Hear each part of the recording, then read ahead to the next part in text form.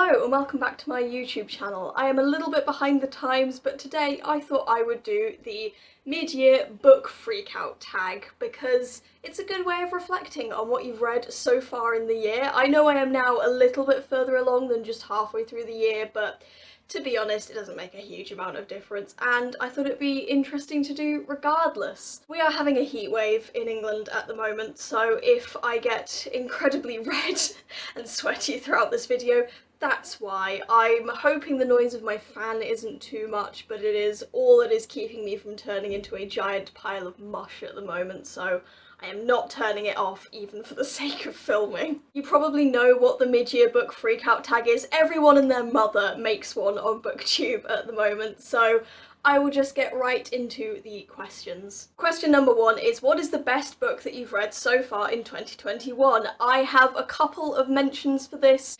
Hamnet by Maggie O'Farrell, Little and Lion by Brandy Colbert, and Wonderland by Juno Dawson. These three were all excellent books. I've talked already about Little and Lion and Wonderland, but I haven't spoken about Hamnet mostly because I had thoughts, but a lot of them were sad and crying thoughts. So I thought, I have nothing else to say other than this book made me feel a lot of things. But yes, all three of those books were absolutely incredible and I enjoyed them a huge amount and I thought they were nicely done. Question 2, what is the best sequel that you've read so far in 2021? I haven't read a huge number of sequels, I have to be honest. I'm not a big fan of series or even just duologies or trilogies, so I haven't actually read a huge number of sequels aside from series that I was rereading, but the one new sequel that I read this year was Devil Darling Spy by Matt Killeen, which is the sequel to Orphan Monster Spy, which I read in 2019, got the sequel for Christmas, so I did a reread of Orphan Monster Spy, then read Devil Darling Spy. It was a lot. It was very good though. Orphan Monster Spy follows a Jewish girl infiltrating a Nazi boarding school in order to try to stop a plan for the Germans to develop a bomb very early on in World War II. It is harrowing and graphic and there is a lot that happens, and then in Devil Darling Spy, instead of the sanitized environment of Berlin, which is still an epicenter of culture and refinement, Sarah, who is the protagonist, finds herself instead in Africa, trying to stop biological warfare from being developed. It is a very, very different turn that the series took. I think there might be a third book. I'm kind of hoping there's a third book. But I thought it was excellent because not only could it tackle so many of the broader issues with World War II, but it looked a lot at pre-war colonialism and the effects of it on places in Africa and elsewhere, and it just had a very different tone because it was pointing out all these discrepancies really between the ways that people were treating, you know, Jewish people and the victims of the Holocaust and the similar atrocities in Germany, and the people who were already suffering very similar stuff on a much, much grander scale, but that were in Africa and other non-white places. I thought it was really difficult to read, but very, very good, and it was clear that Matt Killeen had done a huge amount of research going into this book and that he, I felt, did a good job. Not really my place to say as a white person, but I thought he handled it with great sensitivity considering the subject matter. Question 3 is a new release that you haven't read yet but want to. I'm going to go for Rule of Wolves by Leah Bardugo.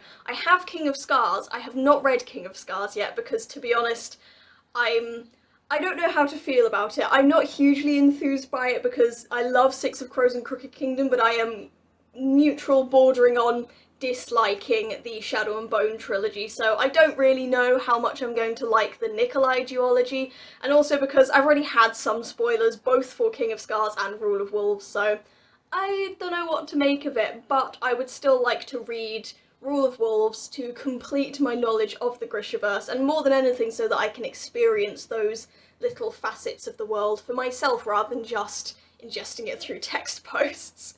And I'm also excited for Rule of Wolves because there are apparently crow cameos. I'm very excited to see a little bit of my favourite criminals in the later books. Question 4 is most anticipated release for the second half of the year.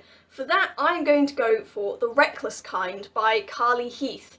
I have been trying to find asexual and aromantic book recommendations, and fortunately I have found a couple of really good places to find those things, and so I have been creating a nice big book wish list and noting down which of these books have aro-ace representation, because you saw my reaction to Loveless. I clearly need a lot of it in my life, and The Reckless Kind came on my radar as part of a big book recommendation list. I will link some of those sources below because other people may well be looking for other ace book recommendations, and I got you there. But it is a book about an asexual girl living in Norway, I believe, who is being forced into an arranged marriage, but who very much does not want to get arranged married. So instead she runs off to live with two of her friends who are a gay couple, and I think they end up running a theatre together or something like that. But it gave me great found family vibes. I'm here for the ace representation, for the gay representation,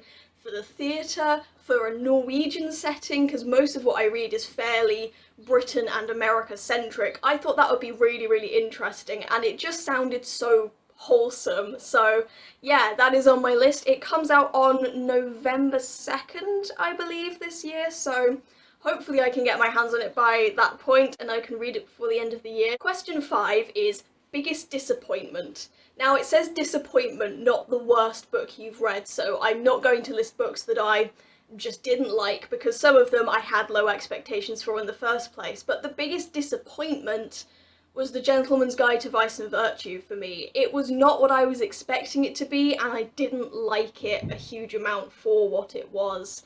I think I was mostly disappointed because I had had that slightly skewed view of what the book was going to be, but it still just wasn't my cup of tea. I talked about it in my most recent video, so you can hear my full thoughts on it there. I know it's a long video, I apologise. But yeah, question 6 is biggest surprise, and for that I'm gonna go for Wonderland by Juno Dawson. Again, it was different to what I was expecting it to be, but my expectations were semi-high. I hoped it was going to be good, and it did not disappoint. In fact, it completely blew me away. It talked with such intelligence and nuance on a whole range of subjects to do with femininity and gender and class and society, and it did it all through this fantastical, enthralling story that was reminiscent of Alice in Wonderland, and I thought it was just fantastic. Again, I talked about it more in my previous video if you want to hear more thoughts about it, but yeah, I wasn't expecting to adore it as much as I did, but I can't stop thinking about it, and I think that's a really good indicator that a book has done something excellent, is when you're there going, that was a good book, but it keeps popping up in your mind afterwards. Question 6 is your favourite new author, either a debut author or an author that is new to you. I'm going to give 3 authors here because there are a whole bunch of people whose books I read for the first time this year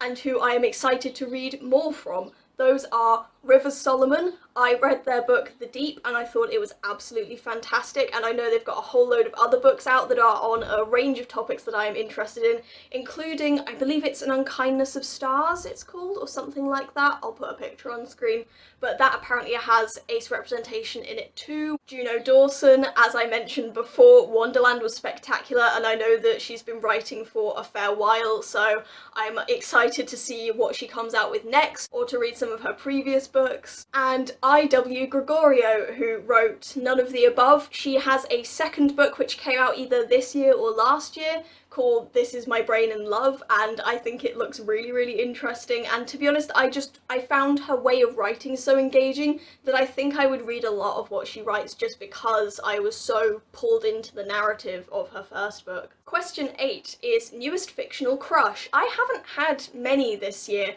Don't know what it is. Maybe it's been me embracing my ace side. I just haven't been as into book characters. Maybe I just haven't found the right book character yet. But for this, I am going to choose Asher from One to Watch. I read One to Watch a couple of months ago. It is the story of a plus-size beauty influencer called Bee, who goes on to a Bachelor-style reality dating show, mostly in order to put down the people saying that only skinny people can go on the show. She meets a whole load of really nice people on the show, as well as some really shitty people, but one of the people that she does get along with is Asher.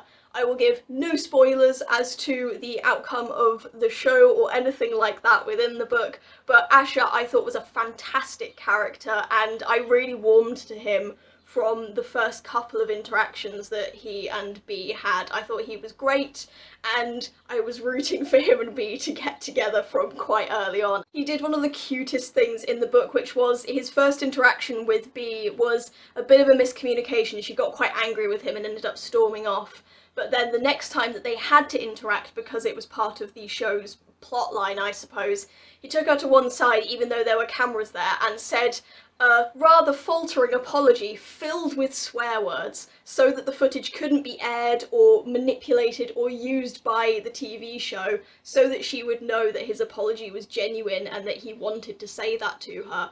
And I thought that was just such a good method of communicating, of showing your intentions, of being so genuine. And yeah, he was a great guy. I don't have a crush on him, but I wanted Bea to have a crush on him, so I'll go for that. Question 9 is newest favourite character. Again, I'm going to go for a couple here. You will see some recurring names. Alice from Wonderland, she was great. She was such a strong female protagonist. She had such intelligence and insight when she was talking about gender and class and femininity and all these things, and I just really, really liked her. Agnes, or Agnes from Hamlet, she is Shakespeare's wife, and she gets so much character built into her in Maggie O'Farrell's book, because in general culture she is seen as just sort of a prop for the story of William Shakespeare, but Hamlet really focuses on Shakespeare's family, on his wife and his children, and the relationship between all of them, so she gets so much character put into her. She is such an engaging, interesting protagonist, and I thought she was fantastic. I also just loved that randomly Maggie O'Farrell was like, you know what, Shakespeare deserves a witch for a wife, he deserves that, and I was like, yeah, you know what, I agree with you. Finally, I'm also going to pick Nora Seed from The Midnight Library. This is a book that I finished pretty recently, and I thought Nora was fantastic. I thought she had so much depth and nuance put into her by the mechanism of the Midnight Library that she visits in order to see what other paths her life might have taken, but I thought she was relatable and so engaging, and you really, really felt for her as she was going through this process of seeing how her life might have turned out and trying to work out if there was a life that she could be comfortable in. Yeah, I thought all three of these women were fantastic. Loved them all. Question 10 is a book that made you cry. I've cried twice at rereads that I did this year. I reread Salt to the Sea, which is devastating, but really, really good. I also teared up reading Words in Deep Blue at the very, very end. Both excellent books, but they are rereads, so I will not count them. I haven't done a huge amount of crying this year. The only other book that has made me cry so far is Hamlet. Oh my god, the story is centred around the death of Hamlet, Shakespeare's son, so you know from the beginning, much like a Shakespearean tragedy, that he's not going to make it out alive, but when you get to the middle of the book at his actual death, and then you have to read about his family grieving him afterwards, I was devastated. It was so sad.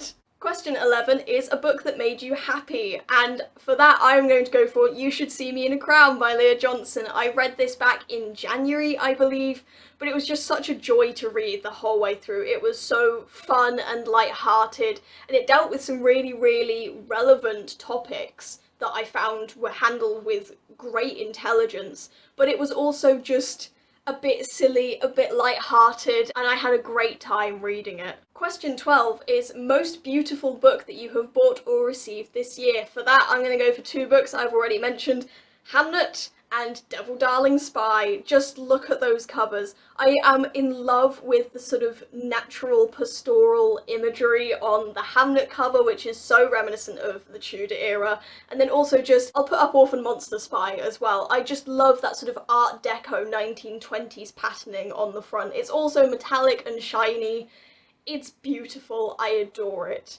I do wonder why they went for sort of Art Deco 20s print on a book that is set in the early 1940s, but I'm not complaining, it still looks great. And then finally, question 13 is what books do you need to read by the end of the year? Well, obvious answer is all the books that I currently own that are sitting in my house completely unread. So I have my entire physical to be read pile, but aside from that, I want to reread a whole load of books to see whether or not I want to keep them or not. I did a video going through my shelves and basically noting down anything where I was like, I don't remember how I feel about this.